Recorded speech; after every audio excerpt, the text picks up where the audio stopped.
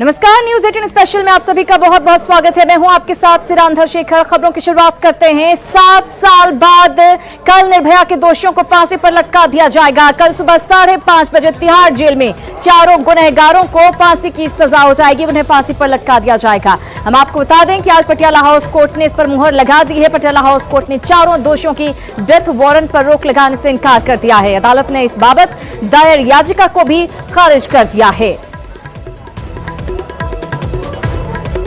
निश्चित रूप से हमारे सिस्टम को ये सोचना पड़ेगा कि ना तो किसी बेटियों को इस तरीके से लोग हीनियस क्राइम करें और ना किसी को उनको फांसी देनी पड़े।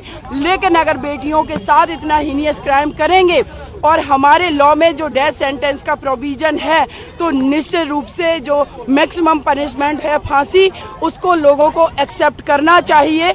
और जो कि इस केस में मुझे दिख रहा है कि उनके लॉयर नहीं कर रहे हैं इस चीज़ को और उनके परिवार के लोग भी एक्सेप्ट नहीं कर पा रहे हैं। लेकिन निर्भया की मां ने उस हर चीज़ को एक्सेप्ट किया है, 7 साल से उस दर्द को सहा है और देश की और भी बेटियां उस दर्द को सह रही हैं। तो मैं यही पूरी तरीके से श्योर हूं कि कल इन चारों कन्विक्टेड को हैंग किया जाएगा। तो कल निर्भया के गुनहगार फांसी के फंदे पर लटक जाएंगे। फांसी की तारीख इस बार तय है। फांसी फाइनल होने के बाद किसने क्या इच्छा जाहिर की, आप भी जानिए। अब से ठीक 11:30 घंटे बाद गुनहगारों को फांसी होगी। आज की रात जो होगी निर्भया के गुनहगारों की आखिरी रात होगी।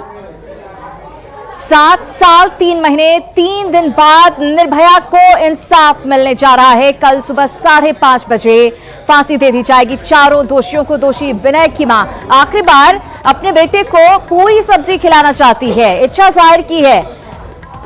इसके साथ ही जेल प्रशासन से विनय को पूरी सब्जी कचौड़ी खिलाने की मांग की गई है।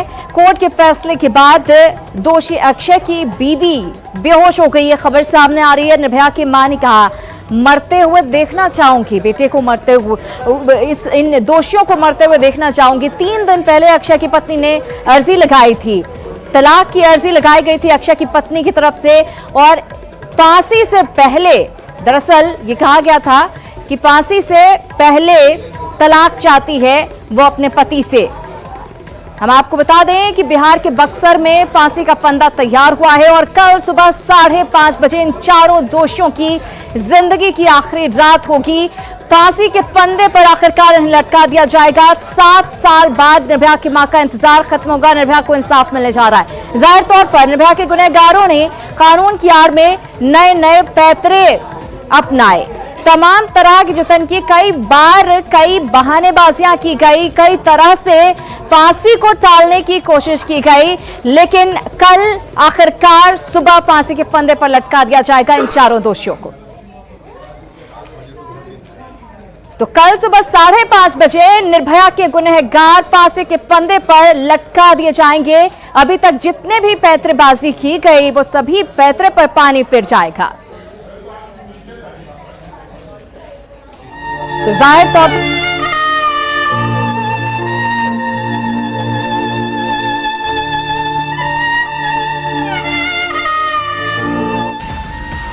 आज वो सपना इस दुनिया में नहीं है, लेकिन आज उस सपने की रूह को लहूलुहान किया जा रहा है। 22 जनवरी मौत की पहली तारीख।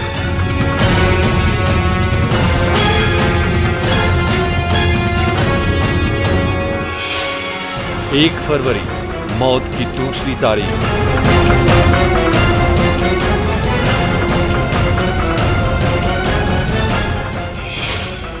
3 मार्च मौत की तीसरी तारीख।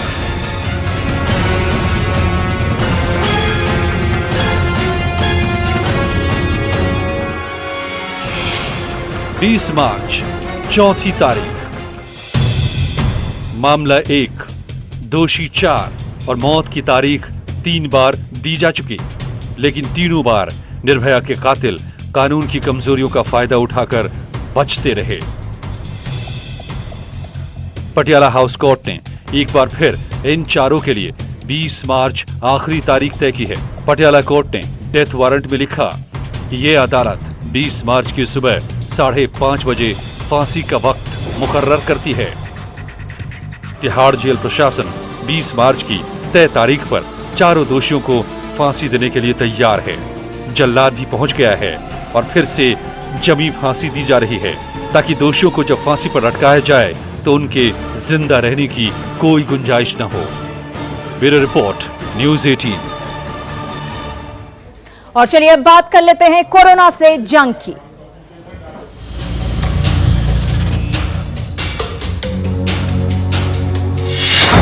डर से नहीं, हौसले से जीतेंगे।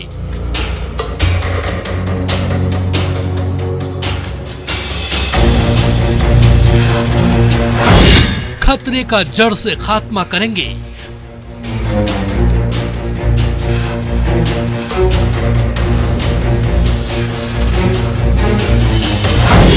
कोरोना के लिए नहीं छोड़ेंगे कोई कोना।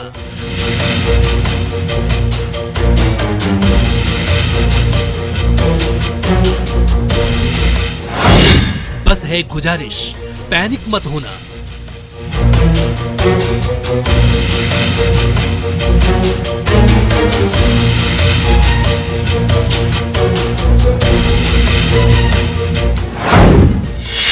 जल्द आएगा नया सवेरा।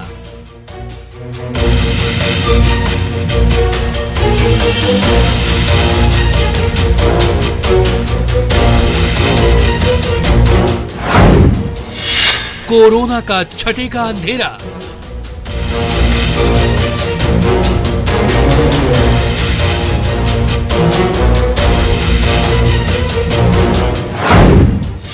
कोरोना को है धोना।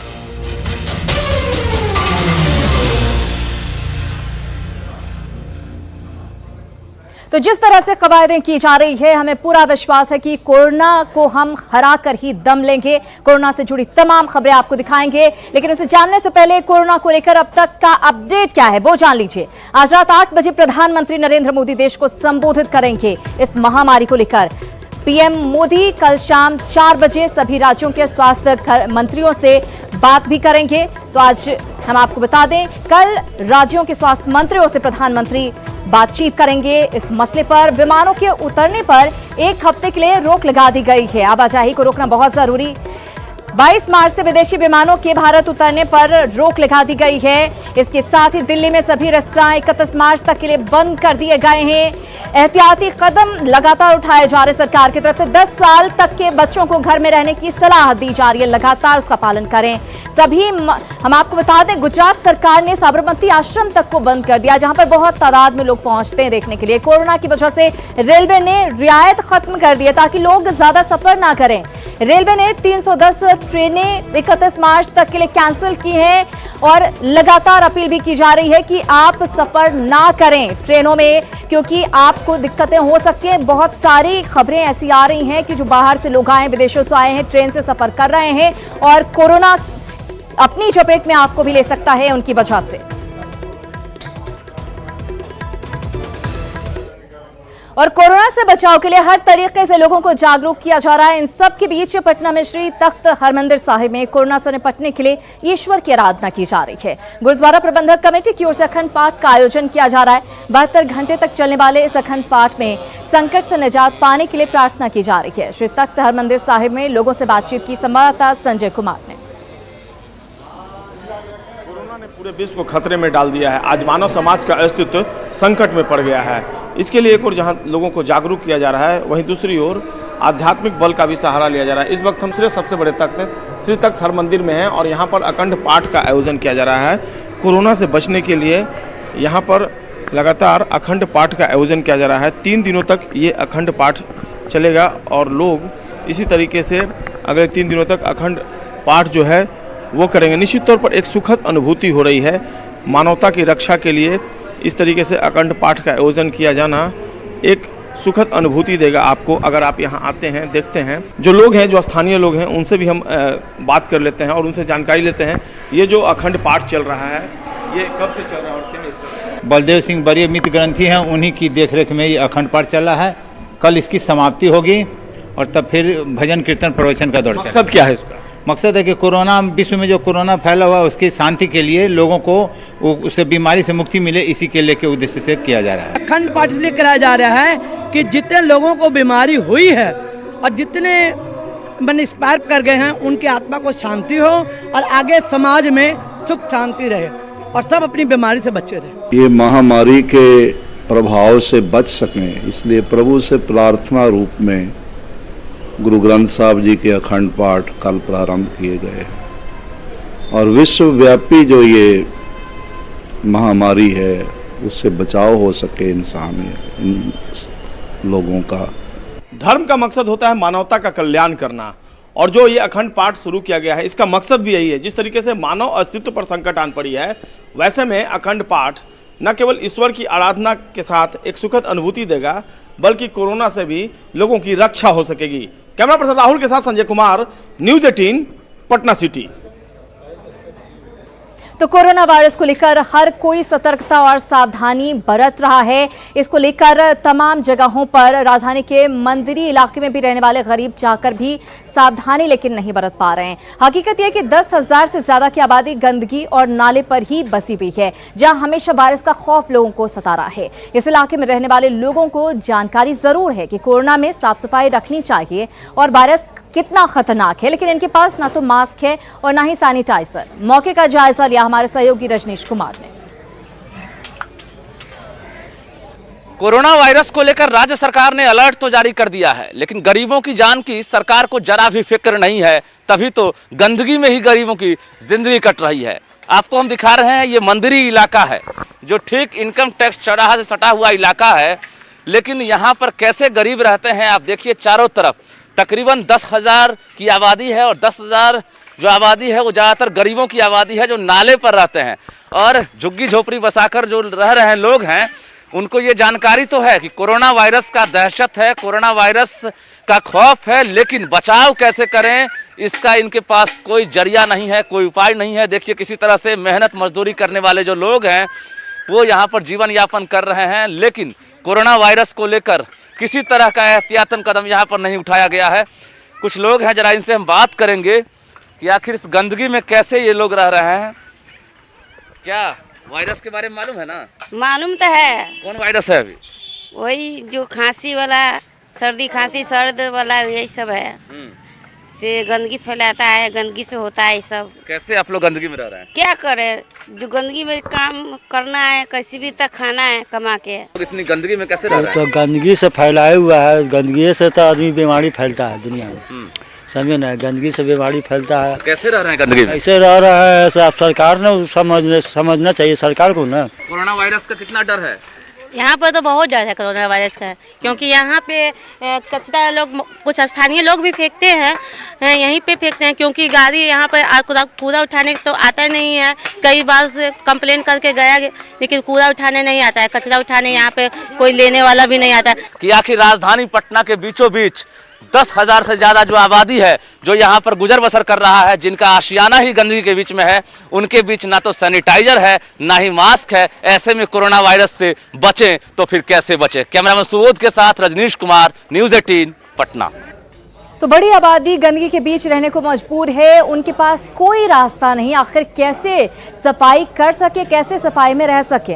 कोरोना का असर पटना के छोटे मोटे कारोबार से लेकर नामचीन होटलों तक में भी देखने को मिल रहा है। कल तक जिन होटलों में लोगों की भीड़ देखी जाती थी, आज वो वीरान सा पड़ा है। यहाँ इक्के दुक्के लोग ही नजर आ रहे हैं। पटना के प्रसिद्ध होटल मौर्या में सरकार की गाइडलाइन का पालन किया जा रहा है। होटल मौर्या का जायजा लिया है हमारे सहयोगी अमित कुमार ने। अब हम पहुंचे हैं पटना के होटल मौर्या। ये भी पटना का प्रसिद्ध होटल है, बिहार का प्रसिद्ध होटल में से एक है, और आपको दिखाना चाहेंगे कि यहाँ देखिए किस तरह से व्यवस्था जो है वो साफ़ सफाई को लेकर के की गई है, और यहाँ जो बिजनेस है इस पर कितना असर हुआ है इस पर भी हम बात करेंगे। तो देख सकते हैं यहाँ पे सैनिटाइज योर हैंड हेयर जो है यहाँ पे रखा गया है, सैनिटाइजर रखा गया है। उसके अलावा जो पूरे रेस्टोरेंट्स हैं उसको विशेष तौर पर साफ़ सुथरा किया गया है, सभी कमरों को साफ किया गया है, और सबसे ज़्यादा अगर फोकस जो है वो अगर कहा जाए तो इस एरिया को किया गया है। ये रेस्टोरेंट है और यहाँ देख सकते हैं कि किस तरह से हर चीज़ को साफ़ किया गया। हालांकि साफ़ सफाई जो है वो इस होटल की पहचान भी रही है, साफ़ सफाई जो है वो विशेष तौर पे यहाँ देखने को मिलता रहा है। लेकिन जब कोरोना का मामला आया है तो उसके बाद विशेष ध्यान रखा जा रहा है, और क्या कुछ व्यवस्था की गई है इस पर भी हम बात करेंगे। लेकिन पहले तस्वीर हम दिखा देते हैं कि देखिए ये रेस्टोरेंट की तस्वीर है। एकदम से क्लीनिंग यहाँ पे जो है वो सबसे अहम फोकस है यहाँ पे क्लीनिंग को लेकर के। तमाम जो स्टाफ्स हैं वो डिस्टेंस बना करके रह रहे हैं, दूरियाँ एक दूसरे के बीच में हैं, जो दूरी है उसको लेकर के यहाँ पे किया गया है। और हम बात भी कर लेते हैं, यहाँ पे देखिए आप यहाँ के जो अधिकारी हैं उनसे हम बात कर लेते हैं। निशित जी हैं, इनसे जान लेते हैं। निशित जी, ये बताइएगा कि जो कस्टमर्स हैं वो कितने आ रहे हैं कोरोना के बाद, यहाँ बिजनेस पे क्या असर हुआ है और साफ़ सफाई पे क्या कुछ? बिजनेस पे तो बहुत असर हुआ है, बहुत कम, काफ़ी कम लोग आ रहे हैं अब, और ज़्यादातर लोग घरों पे रह रहे हैं। और जहाँ तक सफाई का है तो हम तो पहले भी सफाई इस होटल को मेंटेन करते हैं, साफ़ सफाई, और अभी विशेष करके जैसे सैनिटाइज़र्स हम लोग यूज़ कर रहे हैं, गेस्ट आते हैं उनको सैनिटाइज़ कर रहे हैं, और रेस्टोरेंट को भी सैनिटाइज़ कर रहे हैं, 2-3 बार कर रहे हैं, दिन भर में सैनिटाइज़ कर रहे हैं। यहाँ पर साफ़ सफाई का इंतज़ाम ठीक है।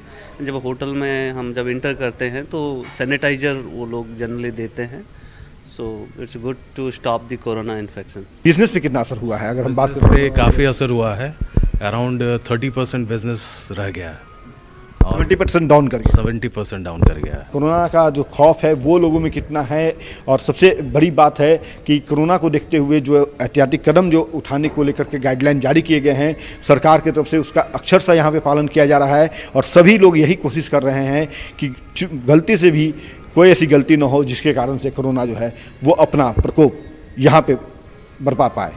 कैमरा पर्सन आशीष के साथ अमित कुमार, न्यूज़ 18 पटना। तो छोटे बड़े सभी कारोबार को कोरोना ने प्रभावित किया है। इधर कोरोना वायरस से बचाव को लेकर हर कोई सतर्क नजर आ रहा है। प्रसिद्ध गायिका मैथिली ठाकुर ने भी लोगों को हाथ धोने के तरीके बताए हैं। प्रणाम सभी को, मैं हूं मैथिली। जैसा कि हम सभी को मालूम है, कोविड-19 वायरस से बचने के लिए बहुत सारे स्टेप्स हैं जो हम ले रहे हैं। उसी क्रम में सबसे इम्पोर्टेंट है पर्सनल हाइजीन को मेंटेन करना। तो प्लीज आप लोग ये वीडियो देखते रहिए, और WHO के नियम के अनुसार हम लोग को हाथ को कैसे साफ रखना चाहिए वो कुछ चीजें मैं आपको करके दिखा रही हूँ। जैसा कि WHO ने मेंशन किया है कि 20 सेकंड तक एटलीस्ट हमको अपने हाथ धोने हैं। तो एक चीज का और ध्यान रखिए कि पानी भी वेस्ट ना हो। जब आप हाथ धो रहे हो तभी आप नल को चालू करें।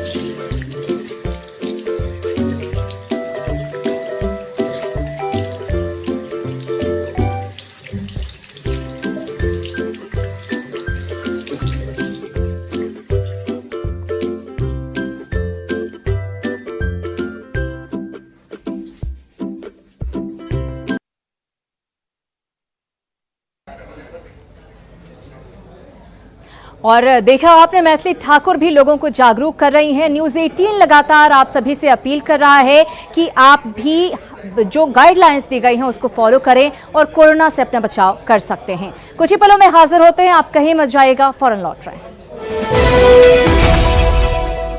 न्यूज़ 18 स्पेशल में आप सभी का एक बार फिर से बहुत बहुत स्वागत है। खबरों के सिलसिले को आगे बढ़ाते हैं। बात बड़ी खबर की। बड़ी खबर मोतिहारी से, जहां हाई टेंशन तार की चपेट में आने से एक ट्रक धू कर जल उठा। हम आपको बता दें, घटना चिरैया प्रखंड के पास की है, और दरअसल यहां पर चिरैया प्रखंड के पास ट्रक में आग लगी। तस्वीरें आपको दिखा रहे हैं। फायर ब्रिगेड की टीम मौके पर पहुंची जरूर, लेकिन भीड़ होने के कारण वो घटनास्थल पर नहीं जा सकी, लिहाजा ट्रक धू कर जल उठा। तस्वीरें आपको दिखा रहे हैं मोतिहारी की तस्वीर। हाई टेंशन तार की चपेट में यह ट्रक आ गया, और उसके बाद किस तरह से इसमें आग लगी है आप देख सकते हैं। पूरी तरह से जलकर राख हो गया है। बालू लदा हुआ था इस ट्रक में। तस्वीरें मोतिहारी की आपके टीवी स्क्रीन पर आप देख सकते हैं। हाई टेंशन तार की चपेट में आने के बाद ट्रक की हालत क्या हुई है। इस ट्रक पर बालू लदा हुआ था और अचानक इसमें आग लगी, और आग की चपेट में आने के बाद पूरी तरह से जलकर ये राख हो गया। बाद में आग पर काबू पाने की कोशिश जरूर की गई, लेकिन तब तक ट्रक जलकर राख हो चुका था। खबरों में आगे बढ़ेंगे। खेती में लागत कम करने और मिट्टी की उर्वरा शक्ति बरकरार रखने के लिए सॉइल हेल्थ कार्ड किसानों के लिए वरदान है, लेकिन अब भी किसानों की रुचि अपने खेत की मिट्टी जांच कराने में नहीं है। आखिर क्यों, देखिए इस रिपोर्ट में।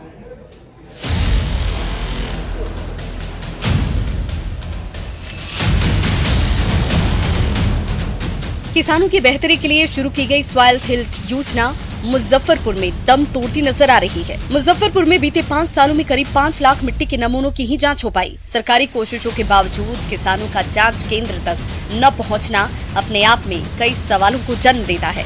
हमारे बगल में जो किसान है वो बोले जो मैं सॉइल कार्ड बनवाया हूँ और मैं उस अनुसार मैंने रासायनिक या जैविक डालता हूँ तो यील्ड हमको अच्छा आ रहा है। तो मैंने भी सोचा जो सॉइल कार्ड बनवा करके मिट्टी में कितना क्या चाहिए।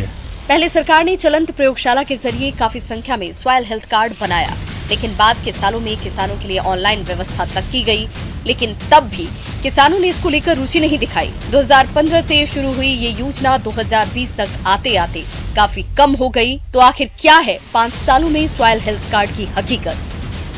साल 2015 और 16 में लक्ष्य 18,825 का था और वितरण 1,43,781 किए गए, जबकि साल 2019-20 तक आते आते लक्ष्य 2,945 हो गया, जबकि वितरण 1,888।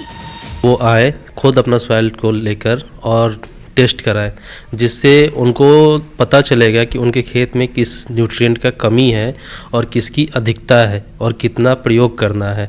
इधर के लोग जितने फार्मर्स हैं वो माइक्रो न्यूट्रिएंट का यूज नहीं करते हैं, माइक्रो न्यूट्रिएंट का भी यूज करना अति आवश्यक है। आंकड़ों से यह स्पष्ट है कि मिट्टी जांच कराने में शुरुआती सालों की तुलना में गिरावट आई और फिलहाल मिट्टी जांच कर हेल्थ कार्ड बनाने वालों कोई शुल्क नहीं लिया जाता। इसके बावजूद भी किसानों की भीड़ जांच केंद्रों पर नहीं बढ़ रही। जरूरत है किसानों को अधिक से अधिक जागरूक करने की, ताकि खेती का आधुनिक तरीका अपनाकर पैदावार बढ़ाई जा सके। प्रवीण ठाकुर, न्यूज़ 18, मुजफ्फरपुर।